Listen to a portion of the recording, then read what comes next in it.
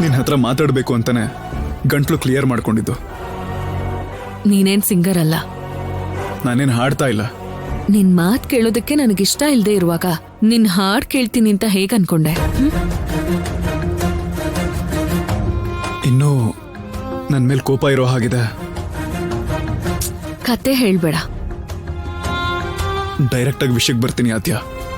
ನನಗೆ ನೀನ್ ಚೆನ್ನಾಗಿರ್ಬೇಕು. ನೀನ್ ನನ್ ಜೊತೆ ಇರ್ಬೇಕು ಅಂತ ನಾನು ಹೀಗೆ ಮಾತಾಡ್ತಾ ಇಲ್ಲ. ನನಗೆ ಅರ್ಥ ಆಯ್ತು.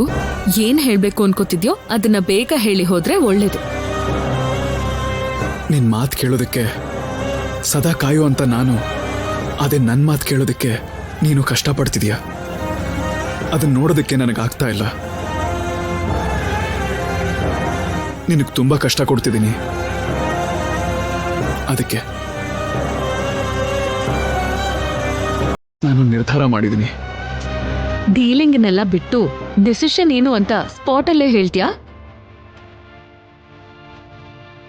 ನಾನು ದುಬೈಗೆ ಹೋಗೋಣ ಅನ್ಕೊಂಡಿದ್ದೀನಿ. ಅನ್ಕೊಂಡ್ರೆ ಅನ್ಕೋ ಸೀನು. ನನಗೆ ಯಾಕೆ ಹೇಳ್ತಿದ್ಯಾ ಇದನ್ನ? ಅಲ್ಲಿಗೆ ಹೋಗಿ ಏನೋ ಒಂದು ಕೆಲಸ ನೋಡ್ಕೋತೀನಿ. ಸಿ, ಅದು ನಿನ್ನಿಷ್ಟ, ನಿನ್ ಜೀವನ. ನನಗೆ ಯಾಕೆ ಹೇಳ್ತಿದ್ಯಾ?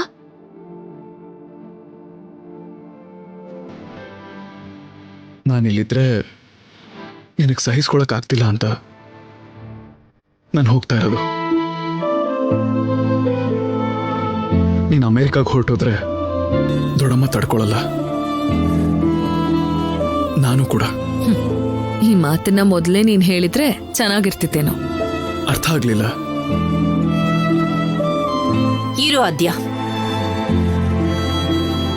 ಇವನಿಗೆ ನಿನ್ನನ್ನು ಅರ್ಥ ಮಾಡ್ಕೊಳ್ಳೋ ಮನಸ್ಥಿತಿ ಇದ್ದಿದ್ರೆ ನಿನ್ನ ಈ ರೀತಿ ಬಿಡ್ತಾನೆ ಇರ್ಲಿಲ್ಲ ಅವನು. ನಾನೇನ್ ಮಾಡ್ದೆ ಅತ್ತೆ? ನೀನ್ ಇಲ್ಲಿವರೆಗೂ ಮಾಡಿದ್ದೆ ಸಾಕಪ್ಪ. ಏನ್ ಮಾಡ್ದೆ ಅಂತ ಮತ್ತೆ ಮತ್ತೆ ಕೇಳ್ಬೇಡ. ನೀನ್ ಯಾವ ದೇಶಕ್ಕೂ ಹೋಗುವಂತ ಅವಶ್ಯಕತೆ ಇಲ್ಲ ಸೀನು. ನನ್ನ ಮಗಳು ಅಮೆರಿಕದಲ್ಲಿ ಹುಟ್ಟಿ ಬೆಳೆದವಳು. ಅವಳನ್ನ ಇಲ್ಲಿ ಕರ್ಕೊಂಡ್ ಬಂದೆ. ಇವಳು ನನ್ ಜೊತೆಲೆ ಇಲ್ಲೇ ಇರ್ತಾಳೆ ಅಂತ ಇವ್ರಮ್ಮನಿಗೆ ನಾನು ಮಾತು ಕೊಟ್ಟಿದ್ದೀನಿ. ಪದ್ಮನ್ ಗರ್ಭದಲ್ಲಿ ಹುಟ್ಟಿದ್ ನಿನ್ನ ನನ್ನ ಸ್ವಂತ ಮಗನ ಹಾಗೆ ನೋಡ್ಕೊಂಡಿದ್ದೀನಿ ಕಣೋ. ನಮ್ಮ ವೃದ್ಧಾಪ್ಯದಲ್ಲಿ ನಮ್ಮಿಬ್ರನ್ನು ನೀವಿಬ್ರು ನೋಡ್ಕೊಳ್ತೀರಾ ಅಂತ ನಾವ್ ಅನ್ಕೊಂಡಿದೀವಿ. ನಮ್ಮವರಿಂದ ಬಂಧು ಬಳಗದಿಂದ ನೀನ್ ದೂರ ಹೋಗ್ತೀನಿ ಅಂತ ಅನ್ಕೊಂಡ್ರೆ ಅದನ್ನ ತಡ್ಕೊಳ್ಳೋ ಶಕ್ತಿ